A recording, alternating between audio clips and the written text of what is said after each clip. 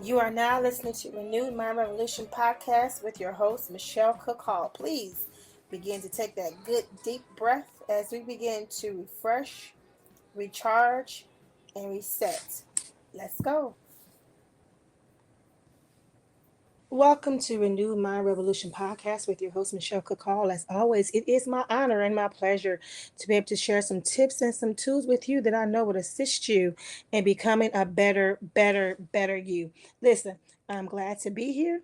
It's not often that I am able to do a live recording, but I felt like this was the day to pull this off. I'm fresh from my vacation, ladies and gentlemen. I got a little R&R. We always need to do what? Reset, rest, and restore, refresh ourselves. And that's what I attempted to do for a couple of days. Just make sure that I spent time with my family and got an opportunity to reconnect with them. Sometimes we get busy in our lives and we forget to come together and reconnect. So I made sure that I did that. Make sure that we had some time to talk. Make sure we had some time to have fun. Make sure we had some time to make memories. That's very important to me.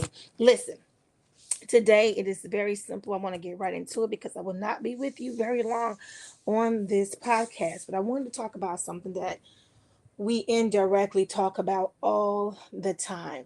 All the time. We talk about fears. We talk about fears. And I want to give you a tip. I want to give you a little nugget that I've learned that helped me and those that are around me when it comes to facing your fears. Facing your fears. Facing your fears is one of the most effective and efficient tips for me and others that I have come in contact with. um, has been the most effective way to deal and handle with your fear, is to face it. That has been one of the most effective ways, the most efficient ways is to face it. It has been my experience that when you avoid, when you ignore, um, your fears, they become magnified. Hear me again. When you ignore and avoid your fears, they become magnified. So it's been my experience that when you face your fear, face the challenge head first, then it begins to break it down. It begins to lose its power. Now, it might not happen the first time. Hear me very clearly. You might go face your fear and you might feel intimidated. You might feel, why am I doing this? This is not working. This is making me feel worse than what I start off with. But over time, and it takes time because whatever we put to practice, we're going to perfect. So it takes time to continue to press and push towards whatever that fear is, to begin to break it down, to begin to take away its power and its grip and its control over you. So, once again, because I wanted to dive right into it really quick, we're talking about facing our fears. We're talking about one, not but one of the tips and one of the tools to handling your fears is actually facing your fears. um, and in doing this, what we're saying is you begin to rip away the power of it. Sometimes we make a fear 10 times bigger than what it is. We amplify it because we play the scenario over and over again in our minds. We play the risk over and over in our minds. We play the horror of it over and over in our minds. And so what we're doing is we're magnifying it. But when you are given the opportunity to face it, you will begin to see that it's not as bad as you thought or remembered it to be. It's really amazing to me how our memories sometimes can get warped. Our memories can make things way worse and sometimes way better, depend on the scenario than what it is. Sometimes it's just not something that you can always rely on. So when it comes to our fears, sometimes you can remember something and you remember it being a certain way. You can remember the smell of it, the feel of it, whatever, and it's just a bad thing to deal with or face again. For example, it could be stage fright. A lot of people deal with stage fright, and a lot of people use different methods to tackle that. And some methods we talked about before in our podcast is not healthy methods, where people do all types of things to handle that type of fear.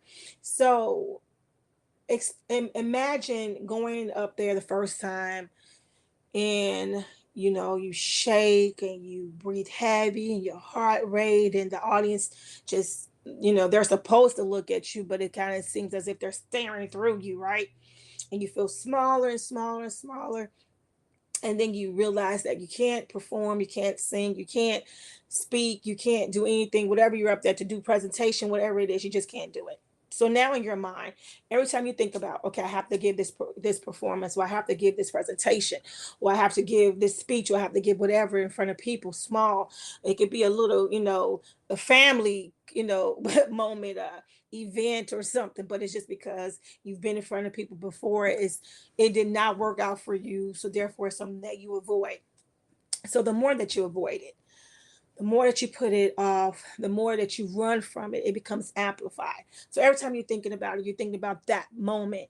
And then when you begin to think about that moment, you begin to build off that moment. Like, it might have been just you shaky and just you a little nervous and a little sweaty, but now you got a whole list of things that you experienced.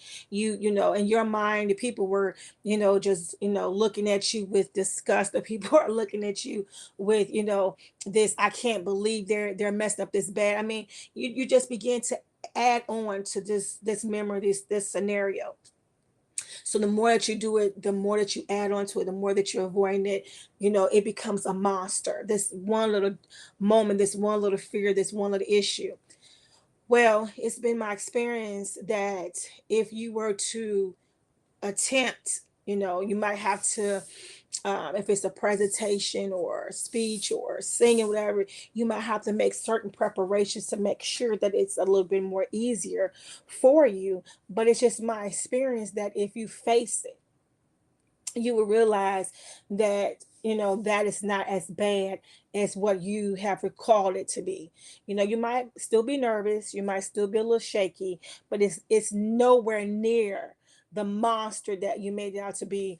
As much public speaking as I've had to do, there are some scenarios that it was just natural, and there were some scenarios where I was literally shaking in words, and very uncomfortable, very on edge about the whole thing from the beginning to the very end. I mean, so it varies, right? So if I was to take the only the bad moments or the shaky moments that I've had, then I never would be able to appreciate and continue to do the ones that were successful for me, or the ones that I didn't have any problems. So it's, you can't just take those bad moments and allow those bad moments to create little monsters, little fears that, just grow and grow and grow and grow and keep you from being who you are called to be or who you can be. There is a level of potential that you have that you are missing out on because of, these moments in life. And I always talk about not allowing your moment to completely take over your life, like just one moment that happened, but you have allowed that one moment to become like the center of your entire life. We all have moments where we've made mistakes. We all have moments where things have happened to us or around us that were beyond our control, but the secret is that we don't allow that moment to stop us to become who we are. And fear can do that. Fear is the small moments of fear to the large moments of fear. They can do that. It's absolutely amazing to see how much fear can pull people back. Now, fear sometimes can push people to do what they need to do. There are moments where people feel like it's the fight or flight, right? But there are moments that fear can be just downright, make a disability for a person, make them unable to move, make them unable to think clearly, correctly, be conscious, be in the moment. I mean, it really can be debilitating to people. So it's important that if you're finding yourself in a position, whether it's leaving a situation or a relationship or a job or anything, any scenario that you find fear has you holding on to it, and it could be something simple like just a simple change. Sometimes people fear change because they are used to, whatever it is that they're in. It's not necessarily something that is positive. It is not necessarily something that is good, but it's something that is familiar. So we already know what happens when someone is familiar with something. When you're familiar with it, sometimes you tie yourself into it, and because you're familiar with it, this is all that you know. This is all that you have ever known. So even though it might not be healthy, right? Although it might be toxic, right? You're still doing it. You're still tied to it. And fear of the unknown, which is something that we talked about many times before, keeps you in a place that you need not to be. So we want to make sure that we are not staying in a place that we shouldn't be because of fear of the unknown. Sometimes you have to just step out into this unknown. You have to step out into the water, right? You have to step out of your comfort zone. I remember one of the greatest messages that I ever had was teaching about coming out of your comfort zone. And sometimes it's very, very, very challenging, very, very difficult, but it's very, very necessary in lots of scenarios to come out of your comfort zone. If this is all you know, it's been working for you, then you're stuck here. Let me give you something that's so simple. It wasn't necessarily a fear, but it's just the contentment thing that I want to address. Going on vacation, I walked more than I've walked in a very long time because you're shopping and you're going up hills, down hills. You're just kind of walking around and sightseeing. And what's amazing to me was that what I thought I couldn't do physically because I had not been so mobile in that type of way because we all been shut down for COVID, and I'm not like running to gyms or anything like that, and I work from home, so my exercise has been very limited. So me thinking when I first started, like, oh my God, how much of this walking am I going to be able to do? And what was funny was that no matter how tired I was, no matter how, you know, whatever discomfort I felt, me pushing made it better. Me pushing made it to the point where the next time I was able to continue with no discomfort. So it's like the more you do, the more you're able to do. So it's like that. Me first looking at a scenario and thinking, okay, this is going to be a challenge. Now I could have easily said I'm not going to do it. Forget that. I'm not ready. I could have made up all these excuses, but I didn't. I looked at it and said, okay, we're going to do this, and I did it. And the more I did it, the better it got. That's how it is. That's how it should be. We are going to face challenges. We are going to face situations, scenarios that we say, listen, this is not what I'm ready for. This is not what I want to do. I'm not comfortable with this, or whatever it is that you're facing. We are going to have these type of thoughts, whether it's big or small. Whatever is small to me is big to you. Whatever is big to me might be small to you. So it doesn't matter what the situation is. What's important is how you see it, how you view it. That's what's important. So the thing is, we all have our moments, right? But how you look at it, how you approach it is very important. When you get into something that is challenging and new and it's a fear for you, you're going to have some opposition. You're going to feel it, you're going to think it, your body's going to respond to it.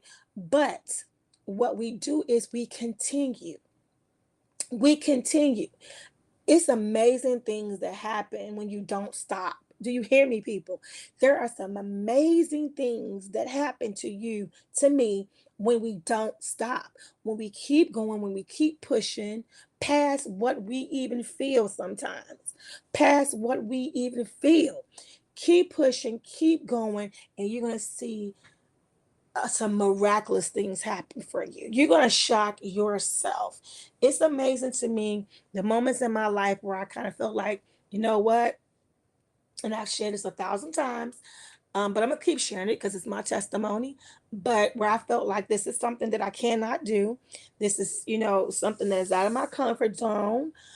And I just felt like it was with far beyond my reach. Let me say that, far beyond my reach. And the fact is that I was able to do it, successfully do it. And when I was done, I look back over it and go, oh my God, like I made up this big old, scenarios of things that could have happened that never happened. I made it so uncomfortable for myself. I made it so bad for myself. No one was around me telling me that I couldn't do it. No one was around me telling me I shouldn't do it. No one was around me discouraging me. But I was my own discourager. I was the one who was tearing down my own self esteem. I was the one who was minimizing my own potential. And sometimes we do that.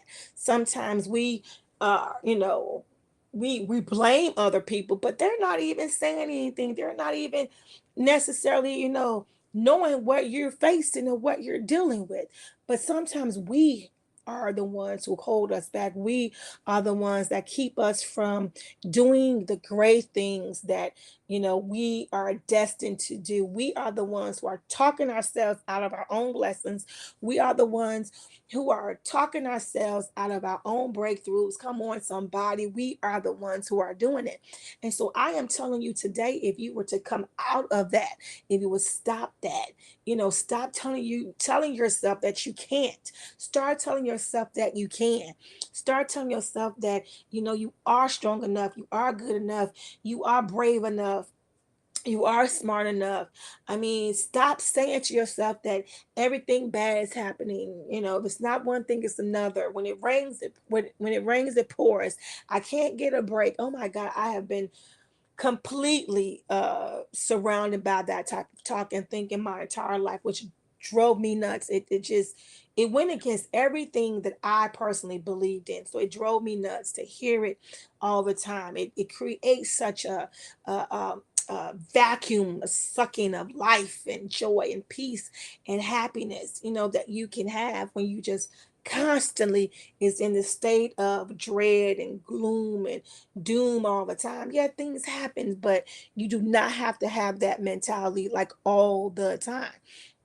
And so when you're able to see, and begin to speak for yourself that, yeah, I can do this. This has been a challenge for me for 10 years, but today is a different day. Today is a day that I'm actually thinking different. Today is a day that I'm actually believing, different. I'm believing, greater. I'm expecting greater. I mean, it changes absolutely everything. And it's amazing. And sometimes it is a timing thing. Sometimes you can hear this message 24/7 and you're not ready to receive it. But when you are ready, this podcast will be here for you. When you're ready to receive what I'm saying to, on this particular day, you will see how much, different life would be when you stop pulling your own self down, when you stop, creating your own pitfalls. I think I've shared this before, but I know a person that I have watched completely just self-sabotage. Like everything can be really going really great and fabulous and awesome for them, but I've watched them like strategically just self sabotage, and I never understood it. I never understood it. Why create chaos when there is no chaos? But then when I go back and begin to speak to them more and more and more, then I understand like their upbringing and their life and then their training. And sometimes because this is all that they know, once again, they were never in an environment where it was peaceful. Things was working out, things were okay, things were good. All they ever known was chaos. And so sometimes subconsciously you are repeating what all that you've known. So all their childhood was chaos, all their teenagehood chaos, all their young adulthood chaos, all their adulthood. They're still creating now chaos, even when there could be, peace and things working out great for them. They're still creating chaos because this is what they know. This is all that they know. So sometimes, we do that subconsciously, just create little, you know, moments of pure chaos. And so make sure that you're not doing that. Make sure, go back over, your life, and begin to think about that. Think about, the choices that you have made, and why did you make those choices? What was the backing of those choices? What was the reasoning for those choices? Think about, the places that you've been. Why did you find yourself there? What happened that put you there? And just think of it in a healthy way, not to demean yourself or to pull yourself down, but for a learning purpose, because we learn based upon our pattern of behavior. And if you see that you are creating the same pattern that is leading to a very unhealthy result, then it's your responsibility, no one else's responsibility, but it is your responsibility to change that. So, as we talk about facing our fears, if this is something that you see in your life, that you're constantly having these major, fears about, different things, but they're just so major that they are actually what debilitating you, then you need to do what? Sit down and begin to think, even if you're writing it down, what happened? How did I get there? What triggered that? Okay.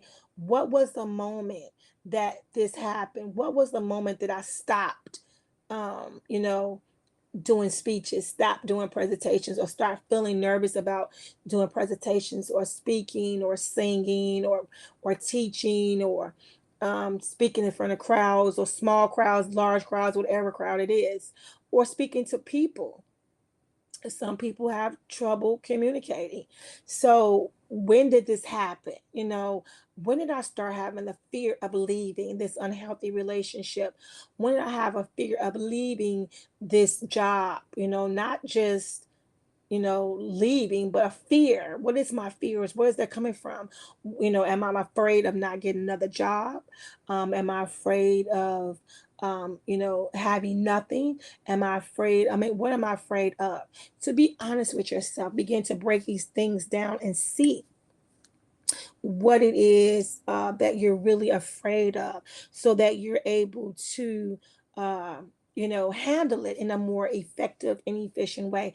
Look, I just want to come on just a little bit and share some tips and some tools with you. And today I specifically talked about your fears and how to handle it in a healthy and effective way. And so I felt that in the first and one of the most tips, not the only tip or tool for handling your fears, is to actually face it. But I actually really want to push that, because a lot of times, like I stated in the beginning of this podcast, that your fears are amplified when you avoid them. Your fears are amplified when you ignore them. Your fears are amplified when you avoid them.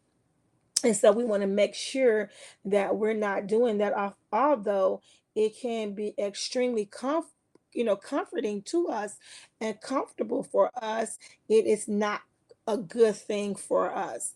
We must always address, uh, whatever it is, we have to address it. And then once again, in this podcast, we talked about, how to kind of break it down and see what was the trigger, what was the beginning, of whatever it is that you are afraid of, or that you're dealing with. What was the moment? What was the trigger for you? And that's important. That's very important, to be honest with yourself and see, when did I start this? And then let me say this too before I leave. It is very important, and it's imperative, that if you are struggling with fear in such a way that it is beginning to affect your entire life, and you need to speak to a healthcare professional, or a therapist or a psychologist, psychiatrist, please reach out. Even if it's a spiritual advisor, please speak out to someone. Let them know that this is something that you're dealing with, if it's to that level and to that extent. And that no one has to tell you, you. So if this is true, please do so. I am an advocate for people seeking help. I'm an advocate. And let me once again, if you have not heard any of my podcasts before, let me explain to you why. Because especially those who are in ministry, those who go to church, a lot of times, they are shunned upon if they seek outside help when it comes to things that are of a mental health issue, a mental health concern. I'm totally against, people teaching that you can't reach out and get help. And the reason I do this is so simple. It amazes me that in a church, people who are sick with cancer, sick with, um, diabetes, hypertension, they go to the doctor. They go to the doctor. No one would shun a cancer patient in a church. If we're going to a physician and seeking help, they would encourage you. They will pray for you and tell you, please still go to your doctor, whatever medications, whatever treatments that they tell you to do, please do that. They will tell them that. But let someone come from, this same church and tell them they have been struggling with depression or anxiety or panic attacks or any other mental health challenges. The first thing they start to question them is, what have they done? And they tell them that they want to go see a mental health professional, they start to begin to question their faith. These are things that people have experienced. It might not be your church, it might not be your experience, but people have been judged because they need help. And so I am not here to do that at all. I'm here to encourage you to get the help that you need. Whatever's going to work for you, let it work. So, once again, if you need to see a healthcare professional, there are, Christian healthcare professionals out there that you can seek if you're comfortable with that. There are people who are in place to help you, to speak to you, to talk you through it, to walk you through it, whatever you need. You know where you are in life right now. No one else can tell you, no one else can judge you. Okay, so let me say that before we leave today, because I've heard enough of people feeling a sense of judgment because they want to get the help that they need. Okay, so I don't want to see anyone get hurt. I don't want to see anyone stay in pain, in any type of pain, whether it's emotionally, physically, or mentally, any type of pain. I'm here to encourage you and to love on you and to empower you and to share with you the truth. Okay, and the truth is, sometimes, depending on the things that you go through in life, you just need somebody to help. You need someone to talk to. You need someone to share with. You need someone to kind of guide you through the emotions and the feelings that is not familiar to you in this particular time of your life. And there is nothing wrong with that. Doesn't make you weak. Because I've heard that before, which disgusts me when people tell people that they're weak because they need help, okay? Because they're depressed, because they're feeling, these emotions or having anxiety or whatever. That's just nonsense. You're not weak. You're strong. You're strong. Okay. Anybody at any time in their life can need help. Okay. We are all here to help each other. We're all here to support each other. We are humans. Okay. We are human beings who are flawed, and we all have moments in our life when we need someone to lean on. And so I'm not there with you physically, but I am there for you, and as close as I can be, with love, support, and prayer. So God bless you guys. I love you. Most importantly, God loves you more. Please, today I want you to open up your eyes and begin to face what it is that is trying to pull you in the wrong direction, something that is trying to keep you from being who you are, which is great. Okay, being happy. If something's trying to steal your joy, please take it back. If something's trying to steal your peace, please take it back. If something's trying to steal your happiness, please take it back. God bless you guys. Love you.